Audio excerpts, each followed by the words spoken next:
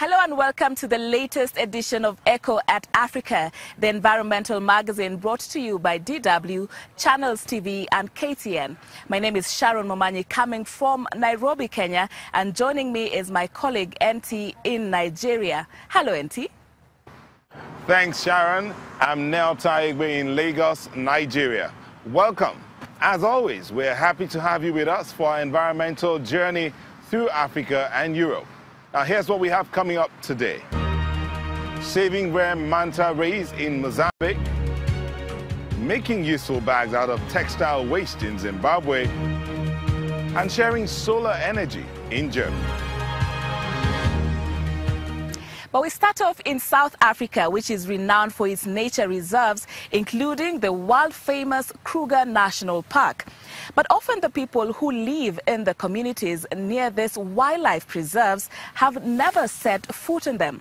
One organization is hoping to change that by introducing the local youth to wildlife and conservation through photography.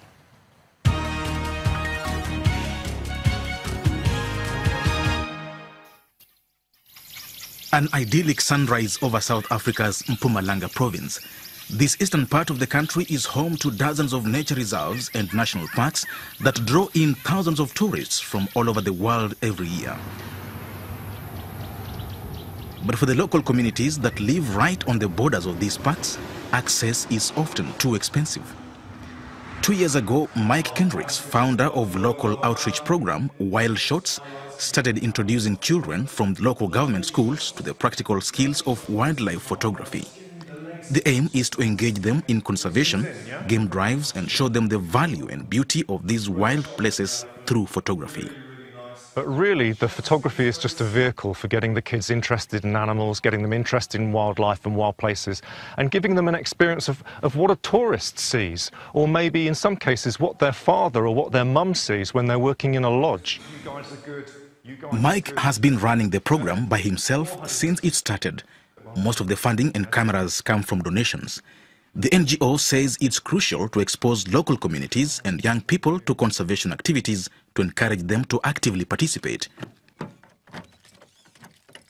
This could help spread awareness about living in harmony with nature, about sharing the land, and even help create community initiatives. So if you're a young person growing up in these communities, you've got a couple of choices here. You could look at the poaching route, and that brings short-term, high monetary gain. Or, if you've been on my program, you might be able to see a longer-term solution in that if the animals are there for a sustainable number of years into the future, then we've got tourism, we've got jobs, we've got employment going on for our children and for the grandchildren going forward. Down the road in a small village of Bismarck, Nandifa Ndebele leads a typical teenage girl's life. She helps out with chores around the house in between her school work. But this morning is a little different for her. As a graduate of the program, she is joining her classmates on her first game drive where they'll be putting their new skills to the test. I didn't know anything about camera, so now I know everything about camera, even the parts of camera. I didn't know that looking after animals is important, and then now I know that looking after animals is good because of it. We benefit a lot from animals. The lessons she's learned may have shaped her future.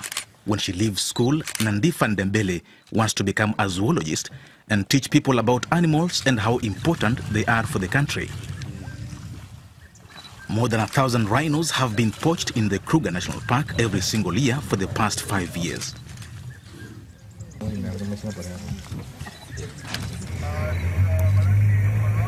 John Tishai, a local game ranger, attended the same secondary school as these children.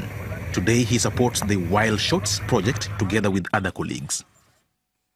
I think when you're using the photography, some of the people, they don't have the advantage to come in the bush. When you show them the pictures about for the animals, they will learn more about the nature.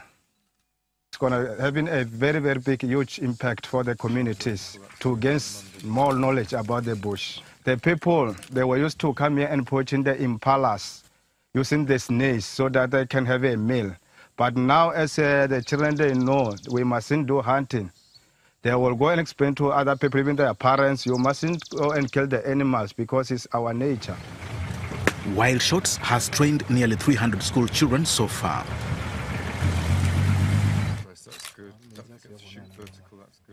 The NGO also organized an exhibition last year to showcase some of the students' work. And now, Wild Shots has been asked to take the initiative to Kenya and other countries across the continent.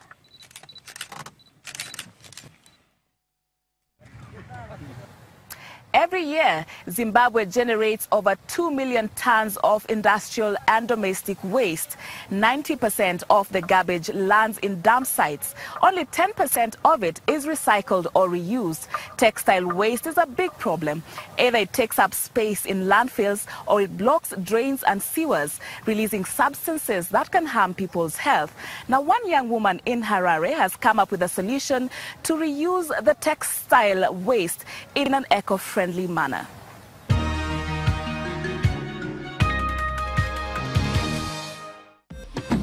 Old rags, new bags. Worn as clothes, textiles are a beautiful thing. But dumped on the streets, they're an ugly nuisance. Like in Zimbabwe's capital, Harare, where waste collection is often inefficient. That bothers 22-year-old Gladys Chibanda. So she collects the leftover fabric at tailor shops and uses it to create beautiful clothing for objects like notebooks and diaries, or even picture frames, shoes and gift bags. Her recycled products sell for $2 to $25.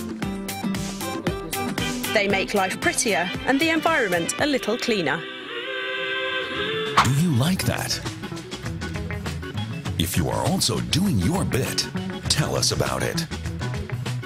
Visit our website or send us a tweet. #DoingYourBit. We share your stories.